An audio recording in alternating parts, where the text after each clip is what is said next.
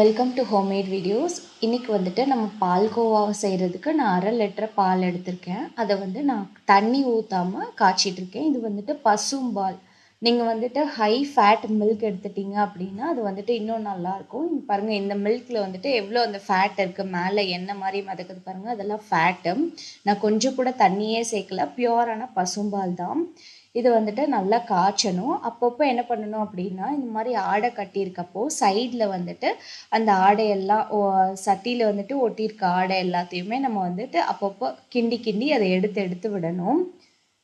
நம்ம கொஞ்சம் விட்டுட்டோம் அப்படின்னாலும் இது பாலுன்றதுனால கீழே அடி பிடிச்சிக்க சான்சஸ் இருக்குது. அதனால அப்பப்போ என்ன பண்ணணும் அப்படின்னா, சைடில் ஒட்டியிருக்கிறத எல்லாத்தையுமே எடுத்து எடுத்து விடணும்.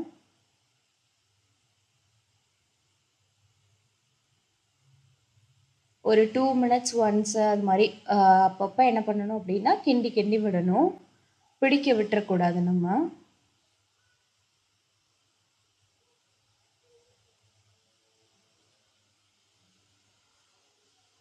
இப்போ பாருங்கள், நல்லாப்பா ஆடை கட்டி வந்திருக்கு. கொஞ்சம் நேரம் விட்டுட்டு அதுக்கப்புறம் நான் இப்போ வந்துட்டு இது பண்ணுறேன். இப்போ இதுக்கு என்ன அப்படின்னா, நம்ம ஆடை கட்ட விட்டுட்டு அதுக்கப்புறம் நம்ம எடுத்து எடுத்து விட்டோம் அப்படின்னா நம்மளுக்கு ஃபைனலாக நம்ம சாப்பிட்றப்ப வந்துட்டு அந்த ஆடையும் என்ன பண்ணும் அப்படின்னா நம்மளுக்கு கடிக்கிற மாதிரி வரும். அது இன்னும் நல்லா டேஸ்ட்டாக இருக்கும். இப்போ கடையிலெல்லாம் எப்படி இருக்கும் அப்படின்னா நம்ம அது ஃபுல்லாக மாவாகவே இருக்கும். இது வந்துட்டு நம்ம ஆடை கட்ட விட்டுட்டு இந்த மாதிரி ஃபுல்லாக கட்ட விட்டுட்டு அதுக்கப்புறம் நம்ம எடுத்து எடுத்து விட்டோம் அப்படின்னா ஃபைனலாக வந்துட்டு ஒரு மாதிரி நல்லா கடிச்சு சாப்பிட்ற மாதிரி வரும். அது அவ்வளோ டேஸ்ட்டாக இருக்கும். பாருங்க எவ்வளோ ஆடை கட்டியிருக்குன்னு. நான் ஊற்றின பாலுக்கு இப்போ வந்துட்டு பாதி அளவு வந்துருச்சு. நல்லா பால் வந்து நல்லா திக்காயிடுச்சு. இப்போ நான் என்ன பண்ணுறேன் அப்படின்னா வேறு பாத்திரத்துக்கு மாற்றிட்டேன். ஏன்னா அது வந்து கொஞ்சம் பெரிய பாத்திரமாக இருக்குது. அதுவும் இல்லாமல் இது வந்துட்டு ஒரு நார்மல் ஸ்டெயின்லெஸ் ஸ்டீல் தான். அதனால் வந்துட்டு நான் ஒரு சின்ன பாத்திரத்துக்கு மாற்றிட்டு அதை வந்துட்டு நல்லா ஒட்டாமல் அதை வந்து கிண்டி கிண்டி விட எனக்கு கம்ஃபர்டபுளாக இருக்குன்றதுனால நான் பாத்திரம் மாற்றிட்டேன். இப்போ பாருங்கள் எவ்வளோ கம்மி ஆயிடுச்சுன்னு. 1/2 லிட்டரு பால் ஊற்றினேன், எவ்வளோ கம்மி ஆயிடுச்சுன்னு பாருங்கள். நல்லா கிண்டி விட்டுட்டே இருக்கணும். இந்த மாதிரி ரொம்ப திக்காக வந்துருச்சு அப்படின்னா கை விடாமல் அதை வந்து கிண்டி விட்டுட்டே இருக்கணும். சைடில் வந்துட்டு பிடிக்காமல் அதை கிண்டி விட்டுட்டே இருக்கணும். இப்போது நல்லா வந்துட்டு கிண்டிக்கிட்டே சைடில் எல்லாம் பிடிக்குது, அதையும் நல்லா கிண்டி விட்டுட்டே இருக்கணும்.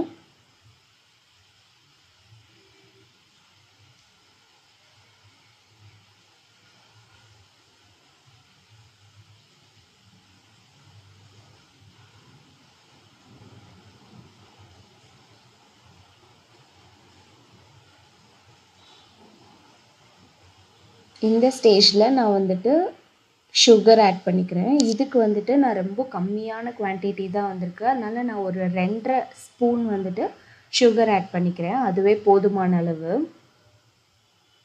அதையும் போட்டு நல்லா கிண்டி விட்டுறணும். இது வந்து நான்ஸ்டிக்கில் பண்ணோம் அப்படின்னா அது வந்துட்டு ரொம்ப ஈஸியாக தான் இருக்கும். ஆனால் வந்து நம்மளுக்கு வந்து ஹெல்த்து தான் முக்கியம். அதனால் நான் வந்துட்டு நான்ஸ்டிக் வந்து யூஸ் பண்ண மாட்டேன். பாருங்கள், சக்கரை போடுறதுக்குள்ளேயே நம்மளுக்கு என்ன ஆச்சு அப்படின்னா கீழே பிடிச்சிருச்சு. அதனால கை விடாமல் அதை வந்து கிண்டிகிட்டே தான் இருக்கணும்.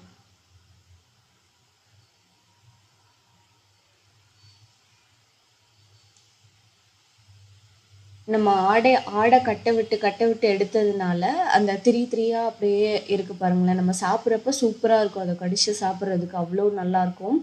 இந்த டைமில் நான் 1 டேபிள் ஸ்பூன் நெய் விட்டுக்கிறேன். நீங்கள் வேணும் அப்படின்னா இந்த ஸ்டேஜில் ஏலக்காய் பொடியும் சேர்த்துக்கலாம். அது வந்து உங்கள் ஒரு ஃப்ளேவர் வேணும் அப்படின்னு நீங்கள் நினச்சிங்க அப்படின்னா ஏலக்காய் பொடியும் சேர்த்துக்கலாம். நான் வந்து சேர்த்துக்கல ஏலக்காய் பொடி. எனக்கு பால்கோவா அந்த ஸ்மெல் மட்டும் இருந்தாலே வந்துட்டு எங்களுக்கு வந்துட்டு நல்லா பிடிக்கும். அதனால் நான் வந்து வெறும் நெய் மட்டும் சேர்த்து அதையும் நல்லா வந்து கிண்டுறேன். பாருங்கள், அந்த அல்வா கன்சிஸ்டன்சிக்கு வருது பாருங்களேன். நெய் போட்ட உடனே அப்படியே கரண்டியோடையே அப்படியே சுருண்டு சுருண்டு வருது. அப்போ இது வந்துட்டு பால்கோவா ரெடி ஆயிடுச்சு. ரொம்ப சூப்பராக இருக்கும்.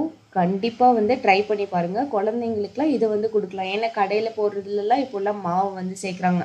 அதனால் கண்டிப்பாக வீட்டில் வந்து செஞ்சு கொடுக்கலாம். அவ்வளோதான், பால்கோவா ரெடி ஆயிடுச்சு.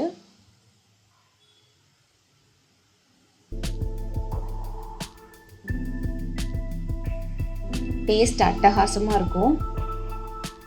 இப்போ பிளேட்டுக்கு மாற்றிட வேண்டியதான்.